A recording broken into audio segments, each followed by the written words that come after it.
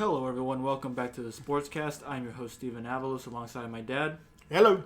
And today we're going to be going over our picks for Week 3 and also doing a recap of Week 2 as well and anything else we want to talk about regarding football.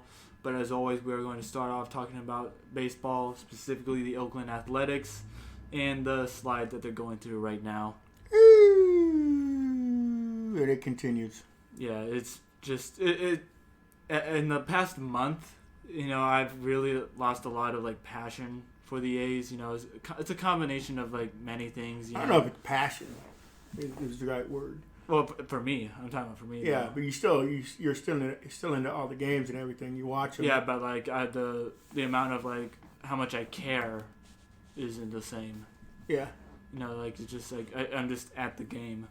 Not really, thinking about who's going to win and all that. Or certain... other parts of the game, because how inconsistent they are on both sides of the ball. Their hitting is really inconsistent, their pitching is really inconsistent. You got all the issues going on with thinking about who's gonna leave and who's gonna stay. I bet there's gonna be a lot of trades, and that includes the team. Yeah, where they're gonna go. It doesn't look like they're gonna be sticking around. Knowing how awful the management is specifically Jeff Fisher, and just it makes you wonder if we'll ever contend again, for a World Series. Jeff Fisher, yeah. It's just coach. Okay. It's so miserable, honestly. Yeah, I gotta tell you, being a fan for as long as I have been, the way this season is ending is probably one of the worst I've ever been around. Because there were such high hopes going into the last couple of months, and they just totally took a dump. Especially the bullpen and starting pitching. Seems it's hard to get a starting pitcher to go past the fifth inning. Yeah, so, when one does, then the bullpen will give that away. But we also can't forget either that over the summer, around the later part of it, it was the hitting that was losing us a lot of games. The pitching was doing their job, and then the hitting They were lucky to score 3 or more runs in a game. So both parts of the game have complete failed. Breakdown. Yeah, but anyways, though, across the MLB, Giants and Dodgers still in a really tight race. Giants are up by 1 game. Still got, I believe, 10 games left to go in the season, and so that's just going to be really exciting to watch. They made September exciting when sometimes, for other teams it gets pretty boring or it becomes a lot of moral victories. And something else just to look at as well is the National League East, as the Braves are only 3 games up on the Phillies. I'm not sure how their schedules are for the rest of the season, but, it's kind of close enough to, look at. Yeah, make it interesting. 9 to 10 games left. And the A's realistically still have a shot at the wild card. But if they don't win any games, like I said, it was only 10 games left. If they don't win, they don't have a chance. And right now, they're not winning. They had a chance to create a little bit of ground between them and Seattle, and they've lost the first 2 games of the series. I say Seattle has a better chance, honestly, at the wild card at this point. Right now they do, because I think they just leapfrogged over the A's. They're at the same record, but I believe they do have the tiebreaker, because I'm pretty sure they've beaten us more. Oh, yeah. And they also don't have to play Houston twice. Yeah, we've got 6 games against them left. And I don't... And 4 more. 5 more. 4, I'm pretty sure. 5 more games against Seattle. Oh, so it's a 3-game series? Yeah, this is a 4-game series. Oh, shoot. Yeah, so considering we haven't beat them the last, 4 or 5 games, and it's going to be tough either way. But yeah, there's still hope. Like I said, though, I think Seattle has a better chance than the A's do. And the A's, I believe, on some metric, I don't know how to attribute the source, but it was a 3% chance of them making the playoffs. So that's... You mean there's a chance? I kind of want to stop talking about baseball. It's just besides that, for the wild card, the Cardinals have the second spot while the Dodgers have the first. It seems like every other team, like the Reds, Phillies, and Padres, are 4 games out. So yeah, Padres also took a dump. Yeah, a lot of it has been their pitching, honestly. I think when they couldn't pick up Scherzer, it really affected them as a team. They figured the one chance, really good chance to get past the Dodgers and possibly the Giants didn't happen. So But he was taken from the news agencies were reporting him signing with the Padres. Oh, the trade. Yeah. Although technically we kind of could sign it because didn't he have the clause that's where he could kind of choose where to go? That could be possible. Yeah. But anyway, well, back to the Padres though for a second. I think a lot of it has also just been inconsistency with their pitching because I think their whole staff they had the guys with a lot of good track records and a lot of them really failed, especially Blake Snell. Snell. He was so inconsistent this whole season. I feel like Musgrove kind of fell off as the season went on as well. But yeah, I do look forward to how the Giants finished the season though, just because they were such an underdog throughout the whole year, and the fact that they still have the lead is amazing. Although there's one projection that they still have the Dodgers winning the division. Yeah, well, they didn't listen to me because I still picked them to win the division, and I picked them 5 months ago. So hopefully it will still come true for me. What amazed me about the Padres, they were a powerhouse. They had a great pitching, great hitting. They're 2 games above 500, which is really, really hard to believe. Yeah.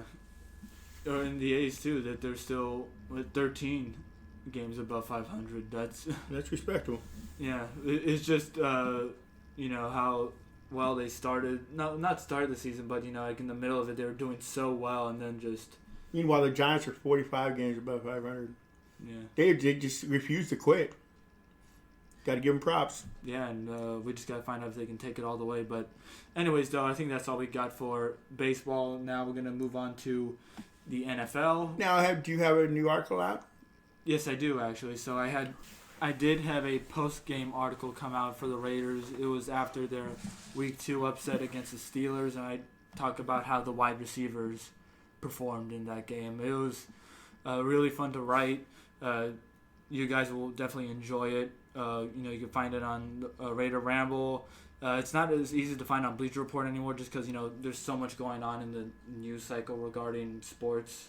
So go on the Raider Ramble, and it'll be much easier to find it there. Can I say something? You look different. You look older. Oh, yeah. So, I what might is as well share it. I turned 21 over the last week. So that's cool. I had a good week. I had a fun weekend, honestly. Yeah, we had a good time. We went to Japantown on Friday. Mm-hmm. Yeah, I had some. What is it? I had a bento box, chicken katsu and all that. That was really nice. Miso soup and sake for the first time. For the first time. What'd you think of it? It's like medicine. Huh? An acquired taste, to say the least. Yeah, it's just. Anyway, happy birthday, kiddo. Thank you. But yeah, it was a really good weekend, especially in sports. The A's, I think they were on a win streak over the weekend, right? It was like a 5-game win streak or something. Yeah, like they won 5 games in a row. So it was good over the weekend, although they've lost. They played the lowly Angels. Yeah, but then also the Raiders as well. Might as well just go to them first since they're our team. There you go.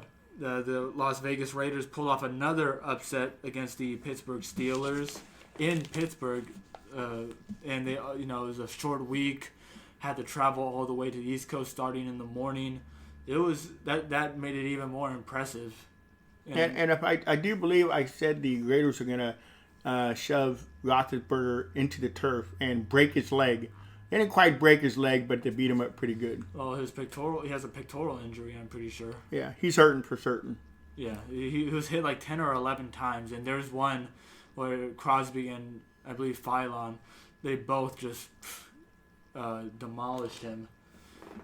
But Crosby had a great game. Yeah, no sacks, but he generated a lot of pressure. And Ngakoue, he had limited snaps, but he did well in his small role as well. Solomon Thomas was a nice surprise. He had 2 sacks, although some people would call them coverage sacks due to how long it took for Roethlisberger to find someone. It was still a good job on Thomas, because how many times in previous years would a quarterback be able to run around for like almost a whole year? They're just going around the whole time, and it's like, just bring them down. Yeah, it was a pretty much complete victory for the Raiders, offense and defense. It had a little bit of a similar start, not completely. They weren't down 14-0 already in the first or second quarter, but their offense had some woes going on. Some trouble keeping pressure off of Carr. No running game whatsoever. That's one thing that's really concerning. And a bit of red zone struggles. They only had 9 points in the first half, all from field goals. 2 of them, I think, was from a bit of a not so good passing from Carr, and then some so-so play calling that could have been much better, and also mistakes as well on the offensive line. Carr had a touchdown in the first half. If Leatherwood could hold off T.J. Watt for another second, because you see Henry Ruggs is going right over the middle, wide open, and Carr's ready to go after him, but Watt comes in there and smacks the ball out. Luckily, the Raiders held on to it and still got 3 points out of it, but it's Leatherwood's got to shape up, because we got him as a first-round pick, and he needs to look like one soon. Yeah, another touchdown was taken away by a false start? No, it was a holding. On Leatherwood. And although it was a bit of a ticky-tack call, I think. It wasn't... I've seen worse holding calls. Or, I've seen more obvious ones. Yeah. It was a bit of a soft call, in my opinion. And it negated a Bryan Edwards touchdown. So, bad luck for him. He's had 2 touchdowns called back already this year. Hopefully, third time's not a charm. Yeah, not the charm. Yeah, like you said. But the defense played pretty well again. Well, pretty well. They've looked better than last year. Casey Hayward I don't think he's allowed any completions or something like that. He's been really solid, and he's actually the top-rated corner on PFF with a 90.8, I believe. He had 2 passes deflected today. Not today, but last week. And Renfro. There's a reason why they call him third down and Renfro. Yeah, third and Renfro. Yeah, he's just always slippery too. You see him once he has the ball in his hand, he just is able to be so. He gobbles it up. He's so slippery. He just finds ways to make people miss and all that. It's always so fun to watch, and he also can make a contested catch too. On a key third down from Carr on 3rd and 9, he had to. It was a little bit high, but Renfro still was able to dive up and go for it. And got it. And one thing, though, I really liked was Henry Ruggs.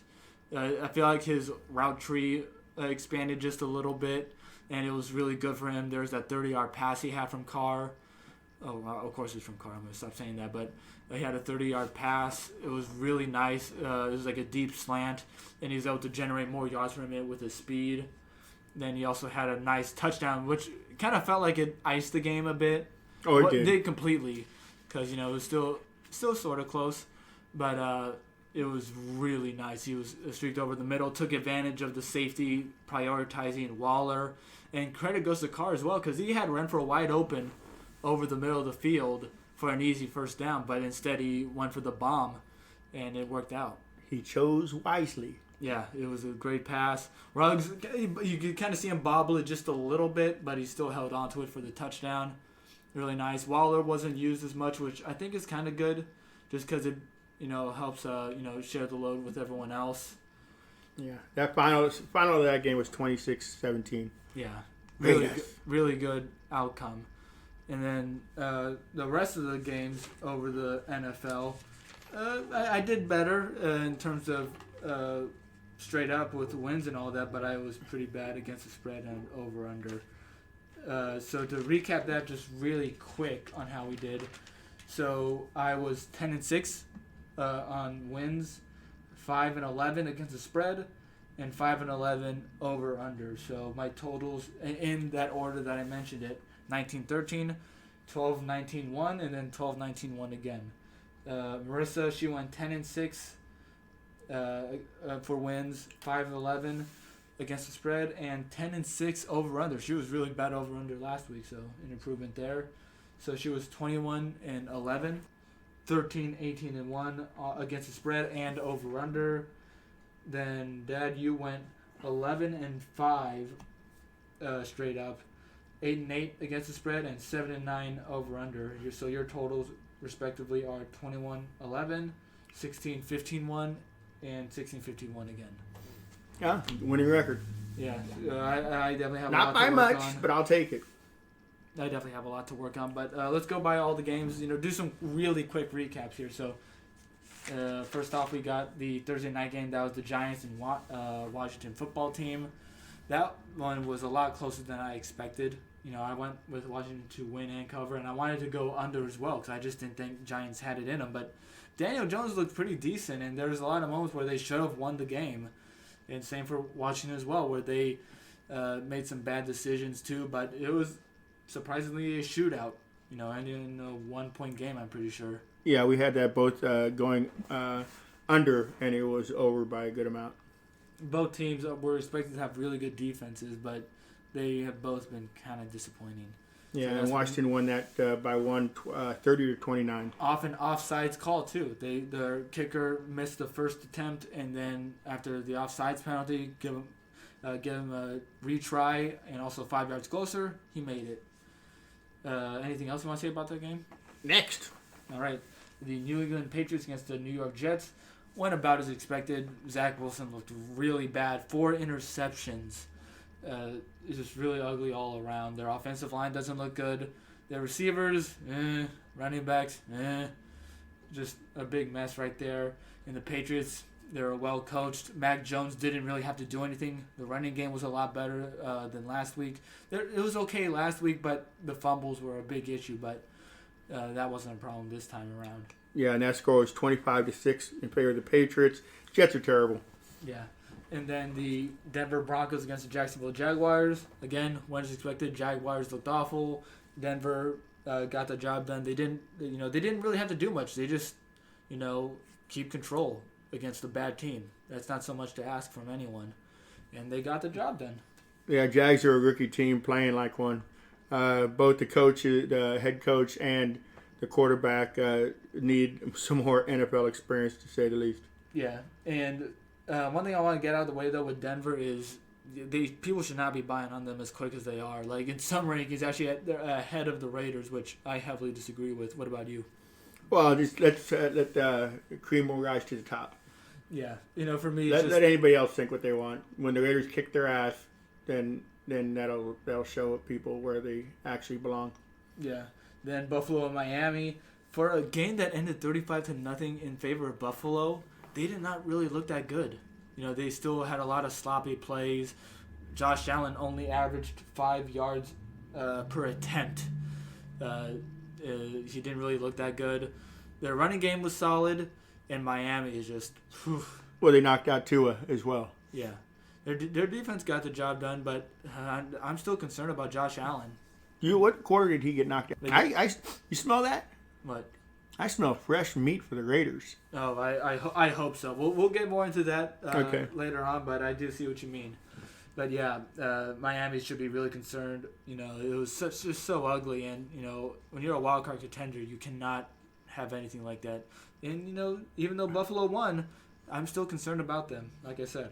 But I'd be more concerned for the Dolphins to not score 0 points against a very mediocre-looking Bills team. Yeah, exactly, and especially in late time too. You think you get some garbage points in there. No. But then they are not worthy. Then next up, we got the San Francisco 49ers against the Philadelphia Phillies. That one was pretty boring. Barn burner. 17-11. I thought Philadelphia had control for the first half of that game. They were able to control the trenches and all that. They got downfield a lot. They just couldn't score. They couldn't finish drives. They had a questionable call. They tried to do the Philly special again. That didn't work out. And I guess the Niners watched the tapes. Yeah. Niners, they didn't really look that great either.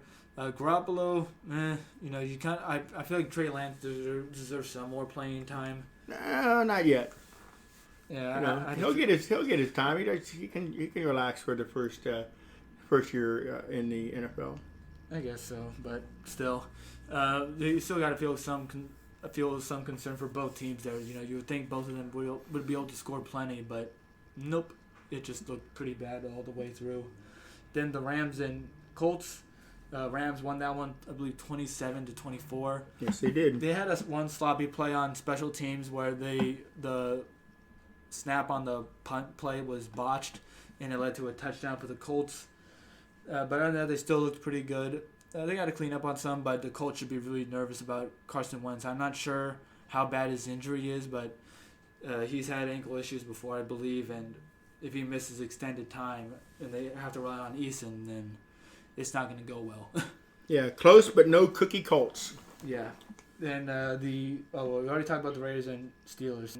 Bears definitely looked a lot better, at least on defense. It was pretty solid all around. It got 3 interceptions on Burrow, and one of them took it all the way to the house. Their offense, however, still really shaky. Dalton got hurt week though, so that's something to think about. How different they'll look with him. Yeah, he's gonna have to really face it. Who the Bears playing? They are. Oh, we'll go into it soon. Okay. But I feel like he's still gonna make some rookie mistakes. Oh yeah, he's gonna make a lot of mistakes. Cincinnati running game, they were more balanced, I believe, than they were last, but. It was definitely. We both picked. We both had Bengals winning and covering. I'm pretty sure. Yeah. Then Houston and Cleveland.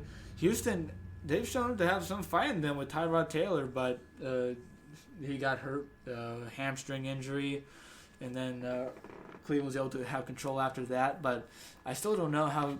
It felt like Cleveland has played down to the competition because they were tied at one point, like 21-all, I believe. Yeah, and then the Browns scored the next 10. 31-21. Which I don't know. But I did have the Texans covering. 12.5 points was a lot. The Browns won. Okay. Next up, we got the Saints and Panthers. Panthers, really surprising team positively. And the New Orleans Saints, they didn't do so well. Jameis Winston threw, I believe, 2 or 3 interceptions. And my main takeaway was that don't take their defense so lightly. And by defense, I mean the Carolina Panthers defense. They have looked pretty good so far in the first 2 weeks. Now, sure, they had Zach Wilson in week 1 and some Winston mistakes this time around. But they're still a pretty good group, I think. I think they'll be like middle of the pack, intermediate. Yeah, but I don't know how you could figure the Saints out. I know it's only the second week going into the third, but to kill Packers and then to get their ass kicked by the Panthers, that's just like... Well, who are you? Who are you, Saints? That's what I want to know. Sam Darnold has also looked pretty decent as well. Next up, we got the Minnesota Vikings and Arizona Cardinals. Talk about one slipping out of your fingers here. They had victory right in their grasp, and their kicker botched a 30-yard field goal. And that's been very reminiscent of their history. How many times have they had famous field goals not go their way? Add this one to the list. But yeah, just Murray looked great. He still had 2 interceptions that were pretty ugly ones, but he still looked great besides that. Hopkins had a touchdown. Rondale Moore looked really great too. AJ Green got some really nice involvement. And then for the Vikings, Kirk Cousins looked a lot better, especially because Cook was able to establish the running game. So, it just shows how important Cook is to their team, because if he can go, then Cousins can as well. Then anything else you want to say about that? Nothing. All right, then we got the Atlanta Falcons against the Tampa Bay Buccaneers. That one, Tampa Bay won soundly, although it was 28-25 at one point, close, but then they just ran away with it in the end. And Mike Edwards had 2 touchdown catches on the other team. So that was interesting. That was a perfect pick for me. I had Buccaneers winning and covering, and the game went over as well. So I just thought it was going to go under because of how bad they looked in the first week. I didn't think they were going to score. But my concern for Tampa Bay is their defense. Their defense hasn't looked that good. But yeah, they had a lot of pressure last week on the Cowboys, but they still allowed a lot of points. And same thing for the Falcons. Yeah, the Cowboys could have easily won that game last week too. Yeah. So. And there was still a feel for concern against the Falcons when it was not too much concern.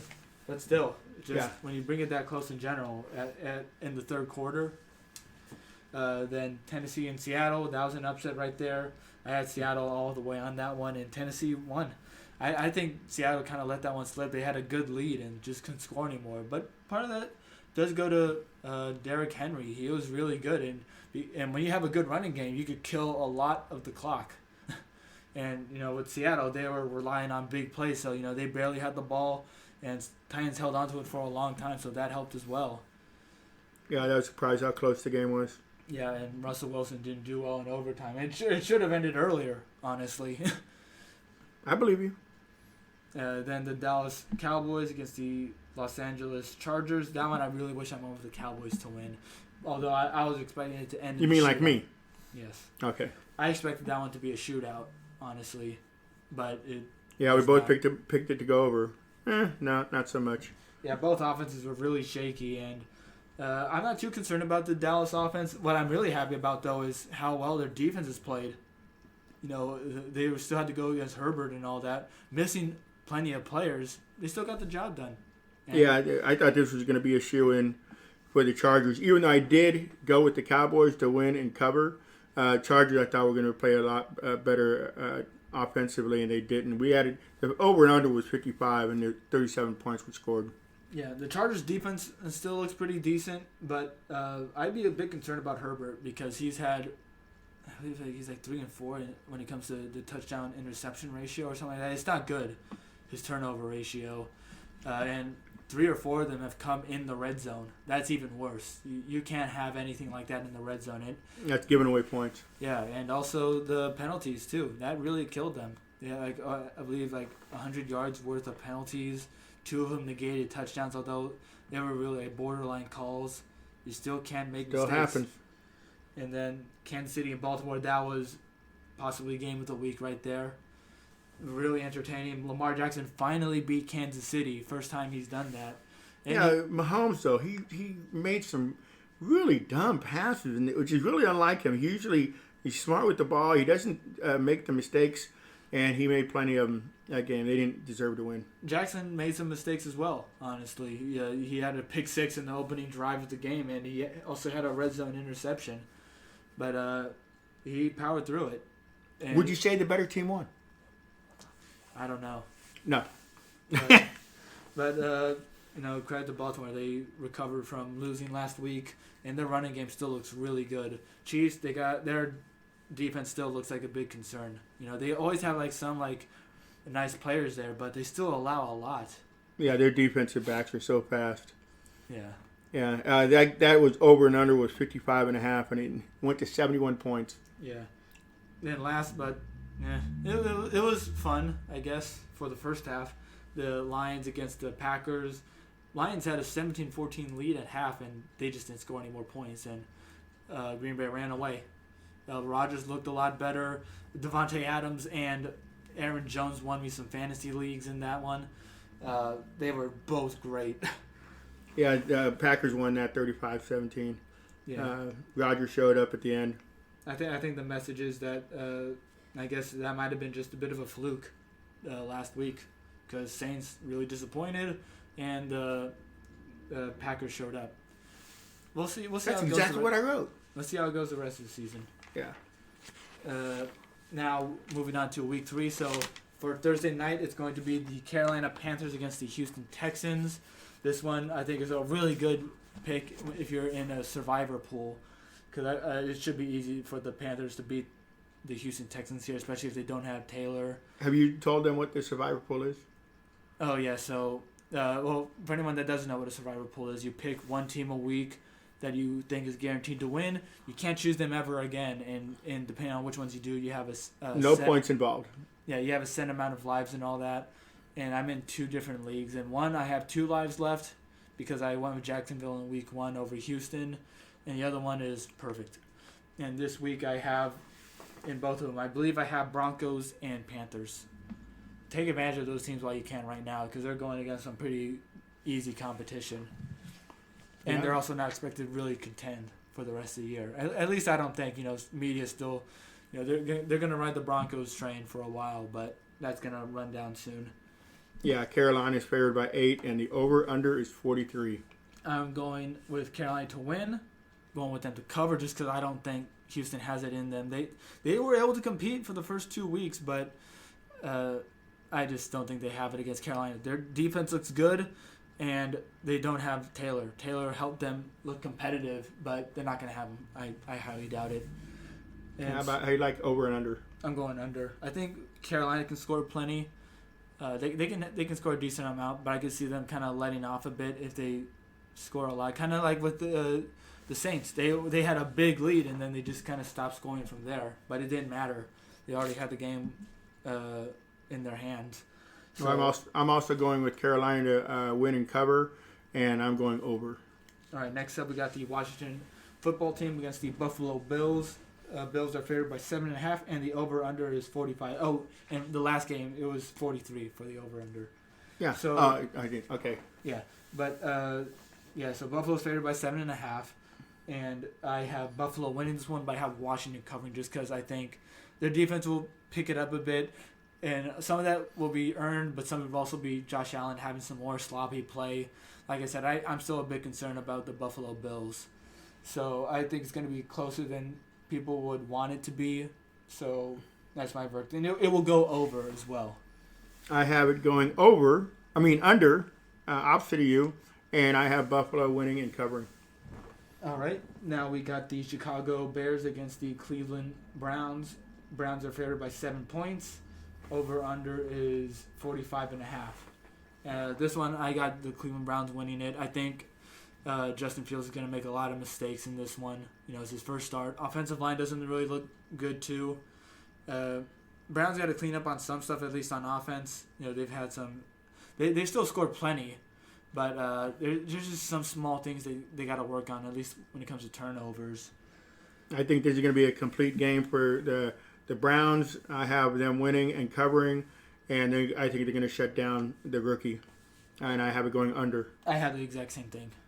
Okay. Next up, we got the Baltimore Ravens against the Detroit Lions. Lions are Baltimore's favored by 8 points, and the over/under is 50. I already have this one going over just because I think that both teams could score plenty, and I could see Detroit getting some more garbage time points compared to last week. Exactly. And that's a big reason why it's going to go over. And plus, their running game is going to look really good. You saw how Aaron Jones did, even though a lot of it was passing. It's not like he's getting long passes or anything. It's intermediate passes and all that. And I think Lamar Jackson should have a great game. Tyson Williams, I hope he does well too because I picked him up in a league or two. But Baltimore all the way. I'm going over. I got the exact same. Arizona in Jacksonville. The Cardinals are favored by 7 points, and the over/under is 52. Some people actually thought this would be close. Like on NFL, they actually had 2 people going with the Jacksonville Jaguars to win it. I think that they threw a dart at a board. That's the only reason Jacksonville got those picks. I just don't see why you choose them. The defense wasn't so good on Arizona last week compared to first, but I just don't see how Jacksonville can exploit that at all with how messy they look.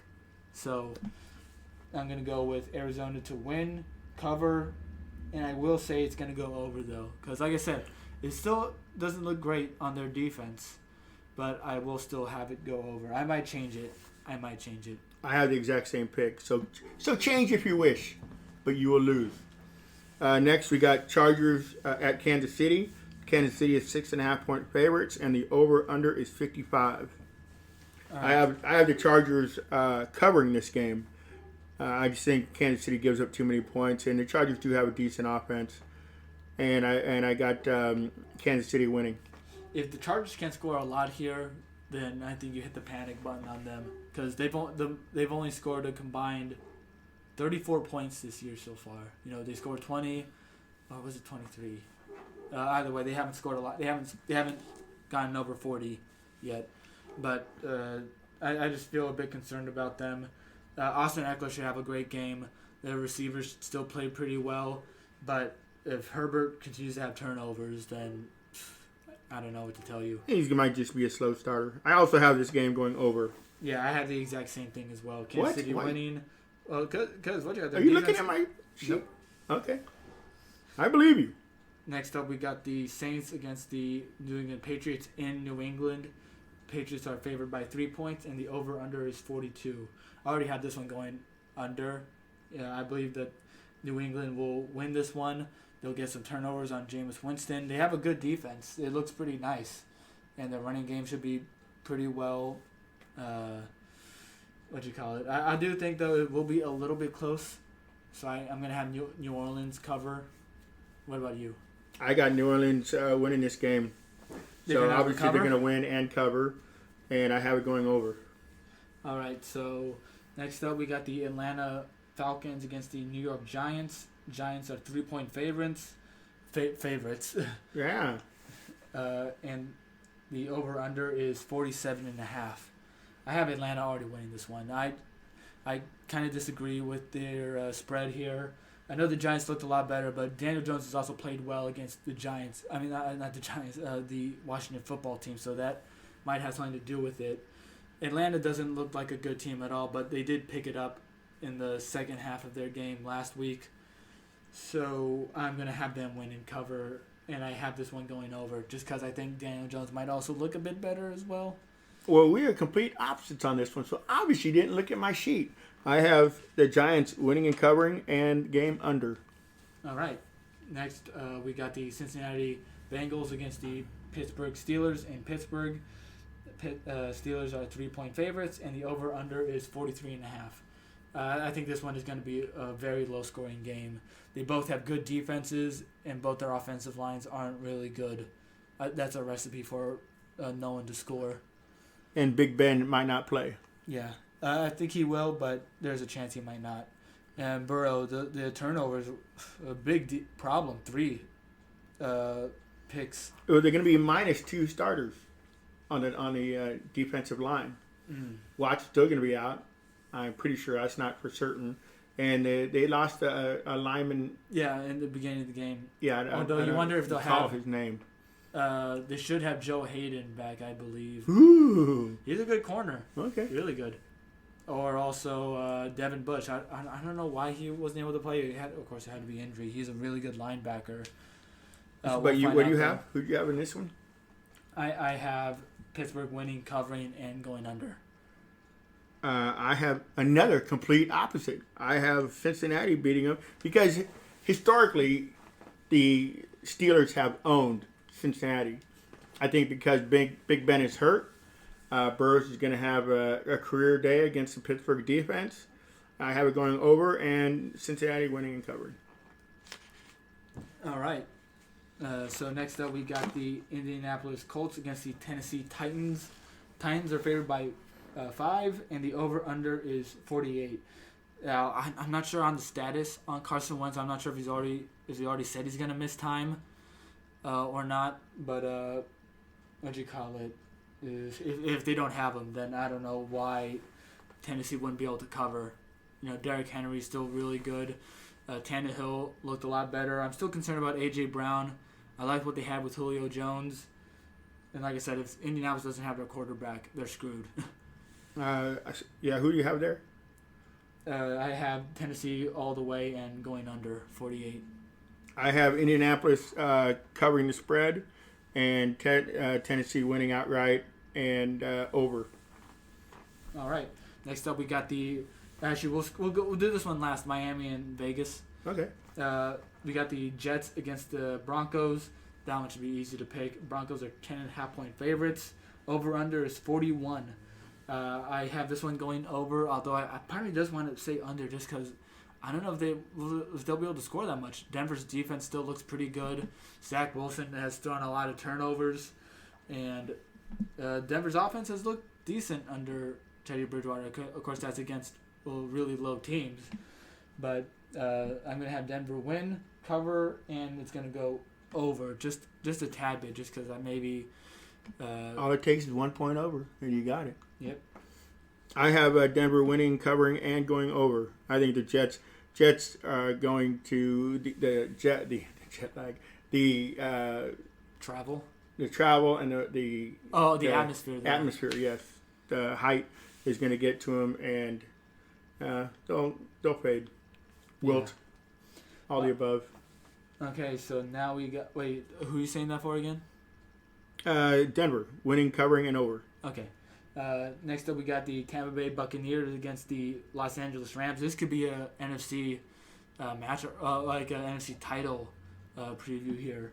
Both teams were really good last year, and this one has Tampa Bay favored by 1.5, and the over/under is 55.5. I do think that the Rams will win this one though, just because Their offense looked pretty good, and I think they're going to take advantage of Tampa Bay's defense. Like I said, they didn't look that good. They haven't looked that good in the first 2 weeks, and I think they could cause a lot of trouble. Their defensive line could cause a lot of trouble for Brady. They did that last time as well. I think Brady had like 3 interceptions or something like that last year against them. So I expect something pretty similar. And also they're going to be missing Antonio Brown, so that's one less guy for them to cover, although Brown did practically nothing last week. They still got a great group of receivers. You got Evans, Gronkowski, Godwin, and Scotty Miller as well. Well, Tampa Bay is putting up a ton of points. They just had a record-setting performance, I think, the first 2 weeks, scoring over 40 points. Their first 2 games of the season, which hadn't been done in a while. I got the Rams winning and covering and going over. I have that as well. Now we got the Seattle Seahawks against the Minnesota Vikings. Seattle is favored by 1.5, and the over/under is 55.5. I already have Seattle for this one, although I do feel like I might change it soon, just because I'm thinking about how much Dalvin Cook could change it. I know he was down a few times, feeling a bit hurt, but if he can play, feelings? No, but if he can play the whole time and do what he usually does, that's going to cause a lot of problems for Seattle. They allowed a lot of rushing yards to Derrick Henry. If they do that to Cook, it just might be a repeat of last week. But I still am going to favor the Seattle Seahawks in this one. Over, under? Over. I have Seattle winning, covering, and under. All right, now we got the Green Bay Packers against the resurgent Green Bay Packers against the San Francisco 49ers. Niners are favored by 3.5, and the over/under is 49.5. I have Packers winning this one. I think they're gonna look good again, and the Niners they're gonna have some mistakes. They're not gonna look so sharp. Their defense is gonna get exposed a bit, and I don't know. I just don't. I really disagree with the spread. I don't. I feel like Green Bay should be favored in this one. Well, who's looked better this year so far?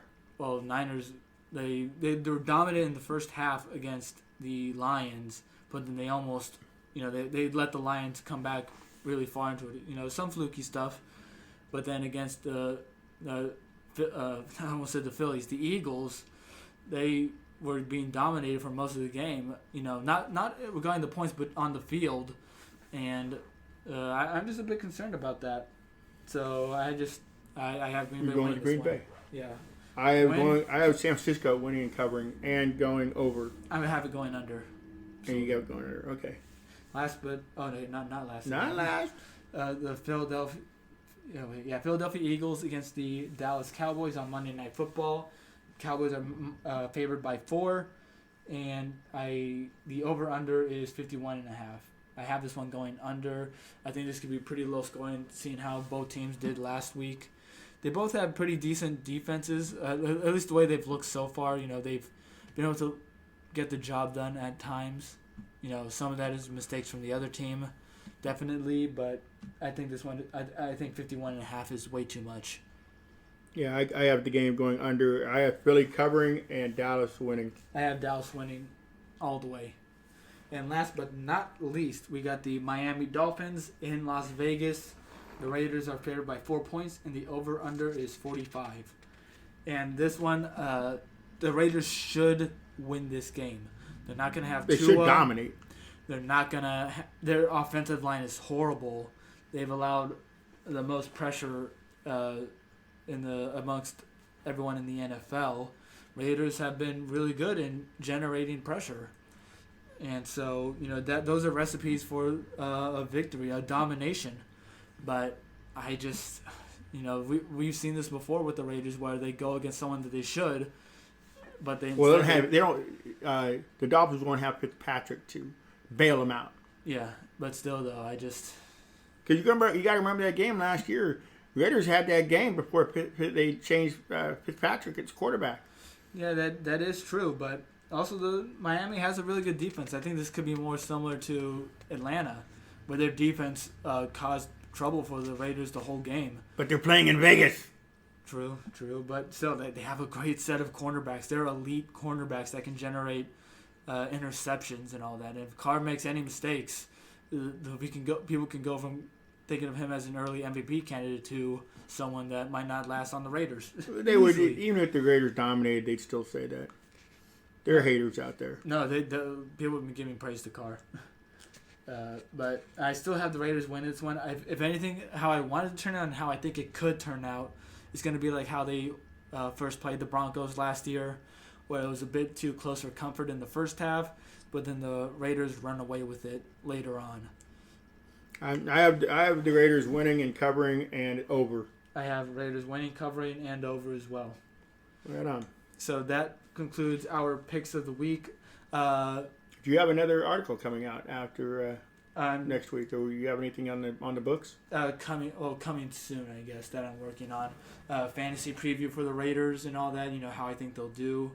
And you fantasy fans out there, he knows his stuff, so sort of give it a listen. And then I'm also gonna talk about whether or not if we should be worried about this being a trap game and why we shouldn't be worried about this one being a trap game.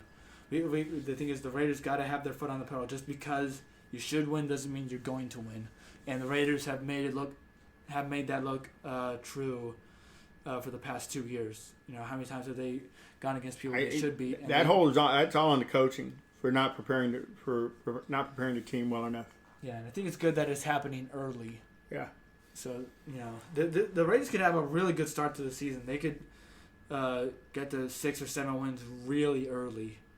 When you look at the rest of their... It's not, but just like the Raiders of old, it's not how you start, it's how you finish. They've got to win in November and December. Yep. Go Raiders. Go Raiders. And look out for my articles on the Raider Ramble when they come out. Hope you guys enjoyed this episode. I clearly did. Did you have fun? Had fun. Always have fun talking with you. Nice. Good night. Good night.